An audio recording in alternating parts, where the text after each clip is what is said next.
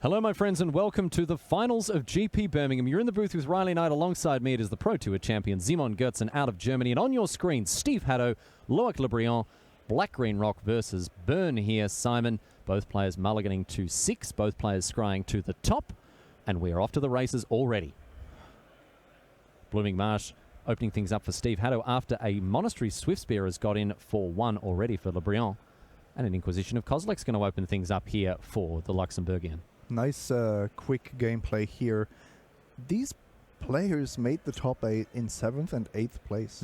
Yeah, really just crept in there, snuck in right at the death. This means, logically, that they were on the draw in the quarterfinals and in the semifinals. That's impressive. That's actually a really good point to notice because, of course, in the top 8, we don't flip coins or roll dice to determine who's going to go first. It all comes down to your seed, your place after the Swiss. So these guys have really had to get up and about in order to capitalize on their opponents here. No, this was a really interesting Inquisition. There were 2 shrines of Burning Rage in Loic's hand, so there was no way to deny the turn 2 shrine. So in a certain sense, Steve could have tried to basically flood Loic with shrines, with the mana-intensive shrines, and take away the Rift Bolt in Loic's hand. He did, however, decide that Loic should only be playing with a single Shrine of Burning Rage. Loic Le Briand not going to forget that Shrine of Burning Rage trigger. He's put 6 dice on the top of his library to make sure he doesn't forget. I guess by the time he's removing the 3rd or the 4th, he'll maybe think about why they're there. Steve Hatto with his 2nd Marsh here coming into play untapped. We touched upon the fact that the mana base of the black-green deck is so much better, but look at this. This card is huge against Burn. Collective Brutality on turn 2 for Steve Hatto. This card, I mean, so much utility against so much of the field, but against Burn, Collective Brutality is just such a beating, Simon. That's a one-off too. Jeez, and he's managed to pull it off as well. That's incredible here. Managed to find the card and deploy it at exactly the right time. And we see now a Rift Bolt hit the bin after the Monastery Swift Spear also dies. Interesting that Steve Hatto choosing not to cash in his card there for another card for 2 extra life. He's holding Fetch Land, Witness, and Abrupt Decay. Abrupt Decay, of course, possibly dealing with the Shrine. So he doesn't want to give up any of these cards. Too important to continue his development. Goblin Guide going to tick up that Shrine now to 2, thanks to the upkeep trigger. And a free card for Steve Hatto.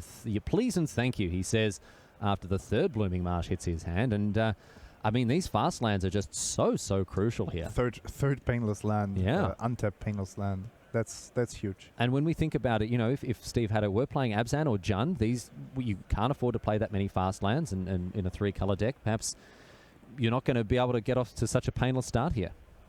So this is an interesting turn. I think the Witness ultimately wants to get back Collective Brutality.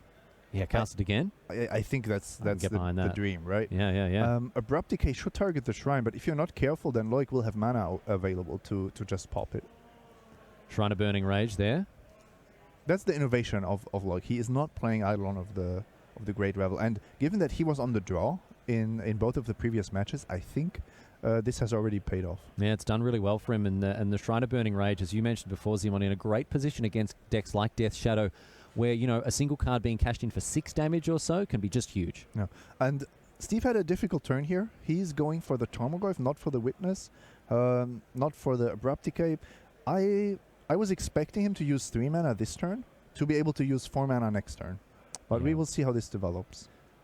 Well, that would make sense considering his hand does have, you know, a dearth of, well, 2 drops there, but a 3-drop that could have been played just now. But no, choosing not to instead. Tarmogoyf comes down, the biggest, baddest thumper that there is.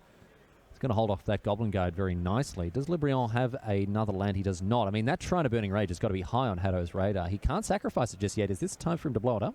I would immediately Abrupt Decay that. It doesn't get much better. This would have been a 5 damage spell at least for Loic. And away it goes because Le Briand unable to find that 3rd land. And no attacks from Steve Hatto. He's sitting pretty on 12 life. That is a considerably high total for a Burn player to whittle away at. But I think that Collective Brutality on turn 2 was just key.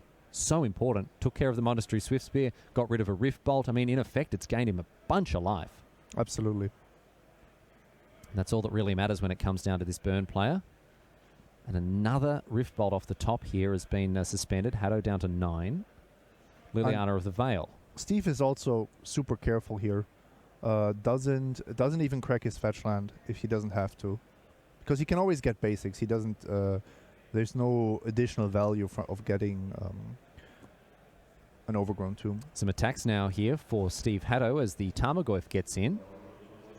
Very, very large creature here, knocking Le Briand down to 14. Draws and ships. Hatto down to 6.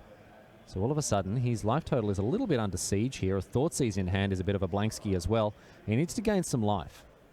Yeah, which is why I'm a bit concerned. He waited a long time with that Witness. She's down to 3 as well. This is perilous here because, of course, if Le Briand peels a fresh one off the top of the library... He's getting there. If he's got a nice spicy pepperoni coming off the top here, he's going to be in big trouble. Collected Company coming back to the hand, but it may be too late. The top card of the library... On the slow roll, Loic, Le Briand, going to flip it over. It's a Boros charm, getcha. And that is all she wrote for game number 1. Over, blink and you'll miss it. Simon Gertzen. Wow, this is just burn. It's, you know it, right? It's somehow in the end, you're always looking at that one top deck that at least one top deck that you have to sweat. Jeez, and he didn't manage to fade it, of course. I mean, a land off the top would have spelled something completely different. Maybe an extra turn or two with the collective brutality that was going to come down, maybe gain a little bit of life. But, I mean, Steve Hatto, that fetch line didn't do anything. He should have discarded it to gain the life. He didn't even crack it. Yep. Wow. Well. At that point, he was missing his third land. So I think what he had to do, the Liliana was just too slow. I think he had to play the Witness the turn earlier. Well, Hatto's now going to be able to position his deck in a more favourable position here to go toe-to-toe with this burn deck. Let's see what he's working with here. 1 copy of Damnation in addition to a Liliana's Defeat, Liliana the Last Hope, Ramunap Excavator, and a Surgical Extraction as one-offs. 2 copies of Flaying Tendrils, 2 Grafdigger's Cage, 2 Nile Spellbombs, and the full 4 copies of Fulminator Mage. Now, none of these cards immediately, Zimon, scream out at me as being Stone Cold Hoses of the burn deck. All of these cards look pretty mediocre. I mean, this is something that we touched upon earlier on in the day, talking about the fact that burn not being on the top of the tables, not being high on people's radars, people are skimping on their life gain cards. Yeah, Steve Hatto has 2 Kitchen Things and that one Collective Brutality in the main deck. And that's it. I mean, even Scavenging Ooze as a 2-of is going to gain him a little bit of life, but I mean, Collective Brutality, there's no excuse not to play this card. It's good against so many different decks. It's rarely bad in the matchups that you want it, and I think this is a card that people have really skimped on. I would play more in the sideboard. I would want to go up to 2 or 3. Absolutely. Absolutely. Because again, it's very rare that you have a card that is very good against burn and serviceable against control and decent, like somewhere about mediocre against creature decks. Very good against Collective Company decks. Very good, you say? Very good. Very good. Very good. Wow. It kills the early mana accelerants and combo creatures. Yeah. The Duskwatch Recruiter is almost any creature. Mm-hmm. Plus, it takes the scariest instance from their hand. I guess if you can cast it turn 2, turn 3, then you're going to get it out of the hand nice and early, assuming they're not going to be able to power it out early. There are players who play elves. Yeah. There are players who play pure control decks where you just want as many duress effects as possible. All right. Combo decks. Well, you heard it here. You need to be playing Collective Brutality, especially after Loic Le Briand gave an absolute masterclass in how to get through a very swift burn game there. What about his sideboard, Zimon? Are we looking at anything that he may be looking to fix up his deck with? Let's see. He has 4 Destructive Revelry, 2 Shattering Sprees. So any kind of artifacts or enchantments he can deal with. I don't think that's something that he's expecting in Steve Hatto's deck, though. 2 Grim Lavamancers. That's always a card you can think about swapping for something else. If you have weaker cards, or maybe you want to somehow trick your opponent. They don't want to have too much removal, but because you're only playing 8 creatures, just the option of going up to 10 is kind of nice. And then the rest, 2 Core Firewalkers, definitely not. 2 Path to Exile. I'm not a big fan of going too reactive. No. Especially because this is not like Death Shadow that can make a huge creature which you have to deal with. This is more traditional black-green deck.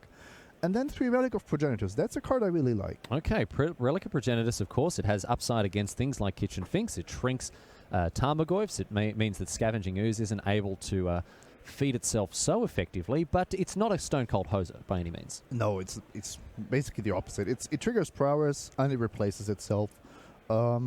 It's also not something you desperately need. But if you want to make some changes, I don't know, for example, what Loic thinks of the Shrine of Burning Rage after sideboarding.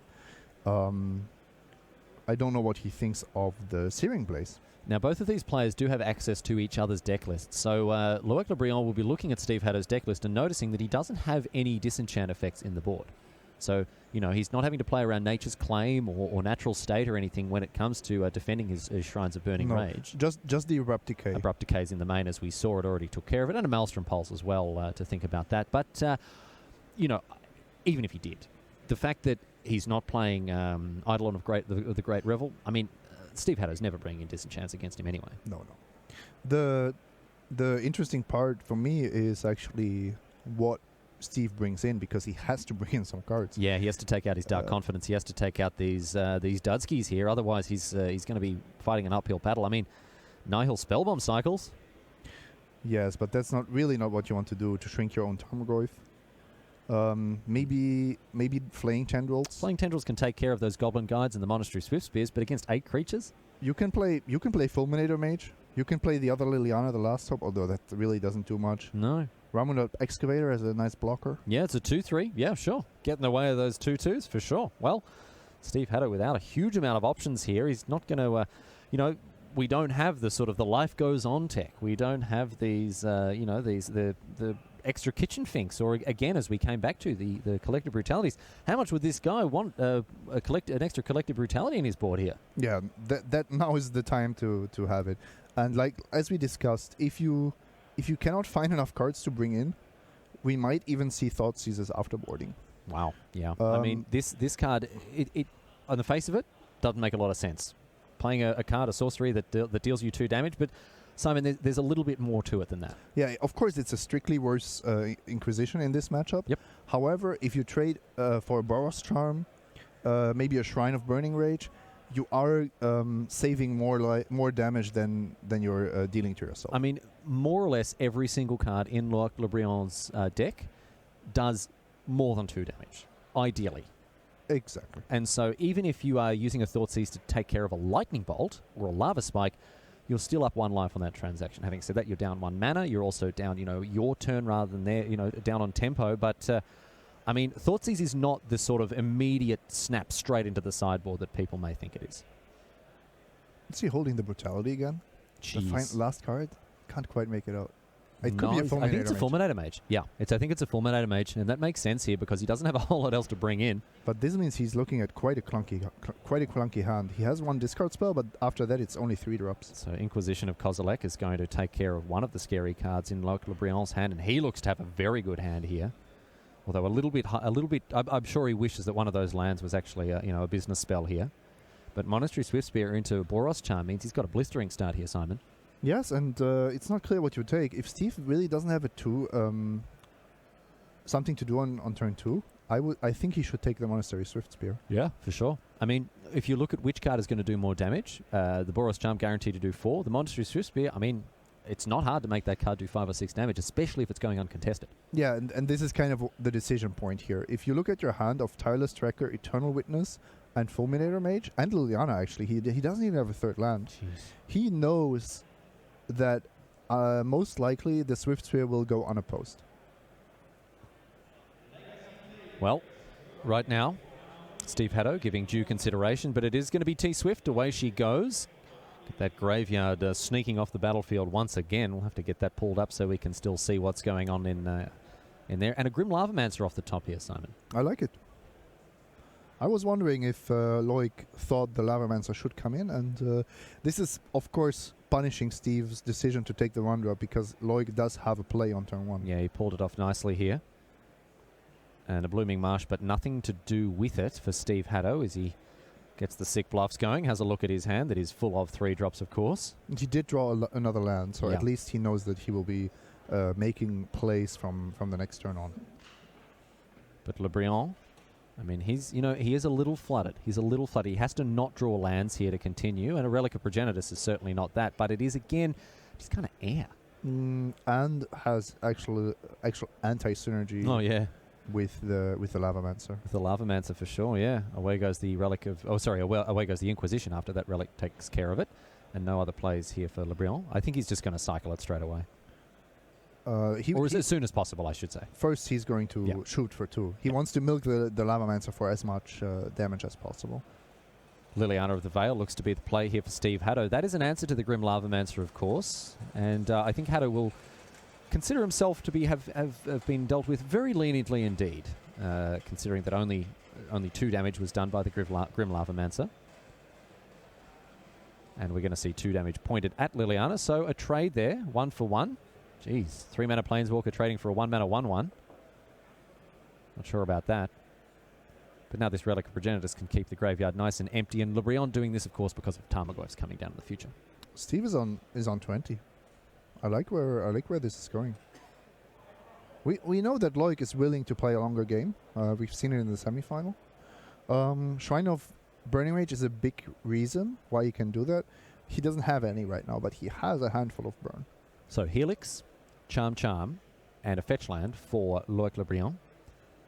Tireless Tracker, get that value with the Scavenger Grounds. Nice. Steve Hatto generates a clue token, and that's going to demand some kind of an answer. Yeah, we're going to see Loic Le Briand once again playing his deck like a control deck. Keeping that graveyard empty. Look at that. Le Briand is on top of it, doing it in his upkeep by the look of things. Very efficient plays.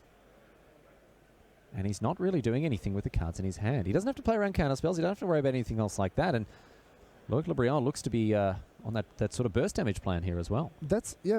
It's really difficult to understand why he's doing it. But in the end, he kind of expects Steve to run out of steam if he just keeps him off these initial threats.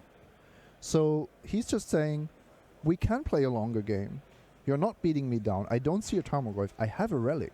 This means if you draw a Tarmogoyf, I can shrink it.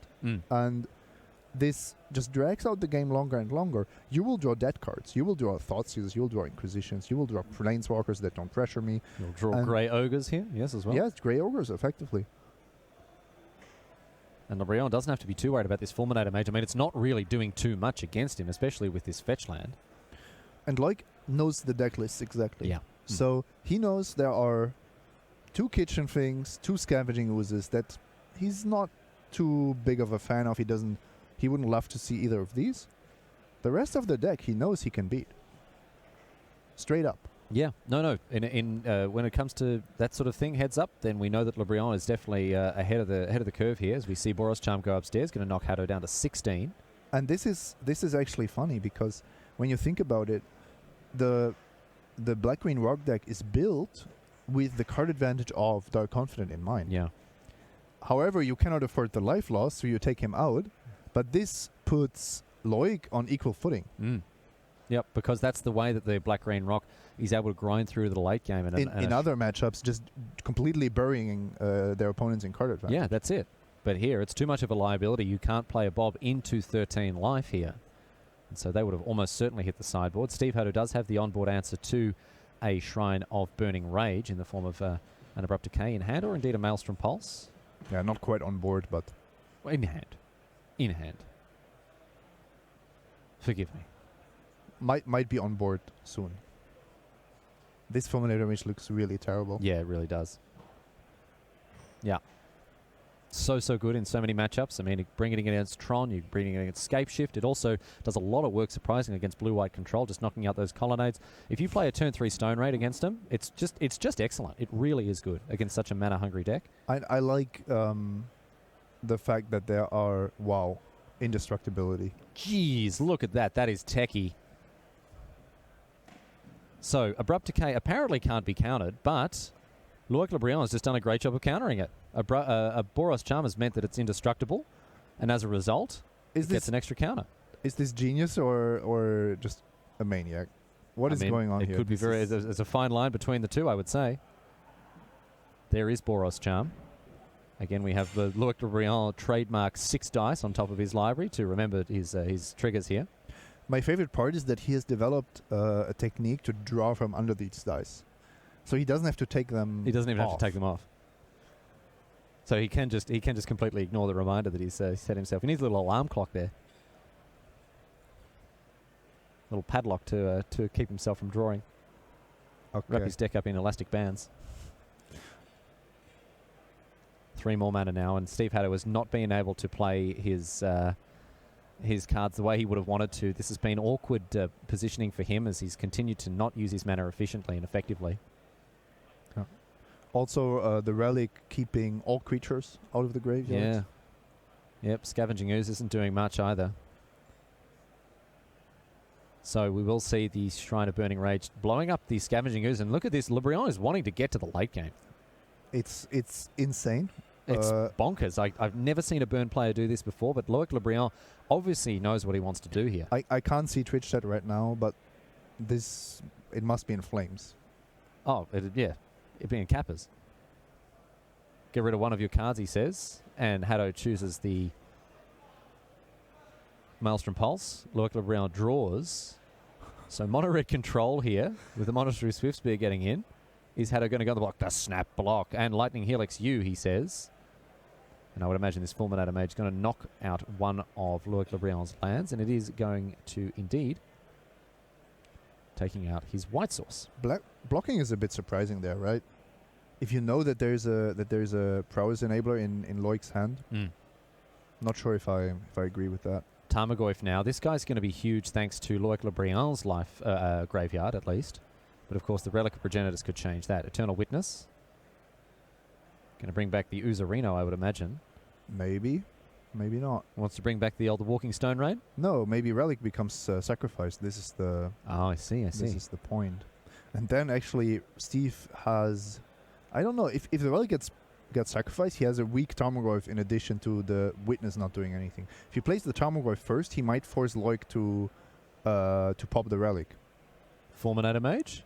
No, says Loic LeBrion. I guess he wanted to take him off white altogether. But Steve Hatto now can play a 2-mana 0/1. I don't agree with this sequencing. I think you have to understand Loic is trying to play for a longer game, and part of that game plan is to keep Tarmogoyf small. Throwing more creatures in the way of the Monastery Swiftspear.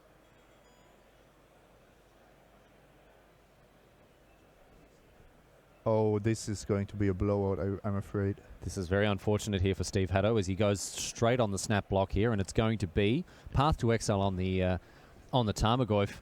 Simon Gertzen, your head is in your hands here. This is... Oh, and look at that. Loic LeBrion very aggressively pushing that the 2-1 into Steve Hatto's graveyard for him. Talk about BMs. Jeez. I mean, if your 1/2 prowess creature kills 2 creatures in a row... That's insane. You can't push your opponent's creature into the graveyard like that. You cannot do it. Monastery Swiftspear has got up and about, however, and she's really turned the game around at this point. That Path to Exile was critical in emptying out Steve Hatto's side of the battlefield. However, he seems to have recovered from it. He's going to draw a card off the Clue token here, and Loic LeBrion playing fast and loose with his opponent's cards. I really think he needs to keep his hands to himself here. Tarmogoyf number 2 now.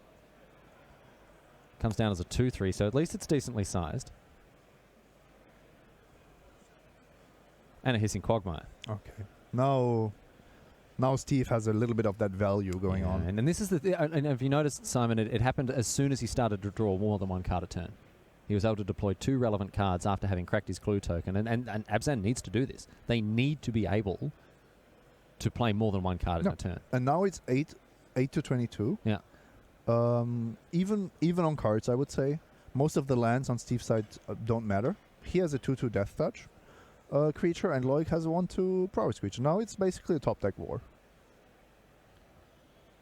And there are very good draws for Steve. There are also very bad draws for Steve.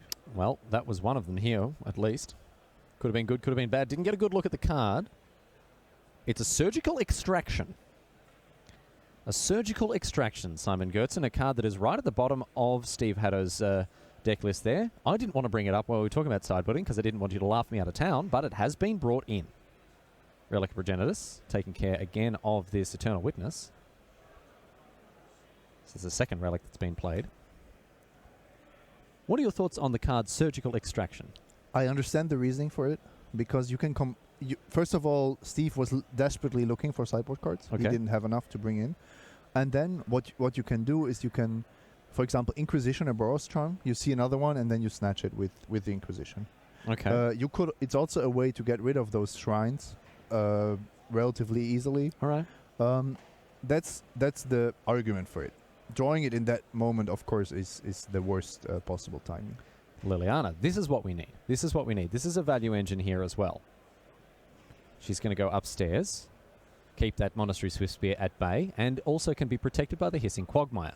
And up to 4 life immediately, or 4 loyalty, means that Loic Le Briand needs to draw a Boros Charm to keep her under wraps. But if Loic draws a Boros Charm, it's going straight to Steve's face.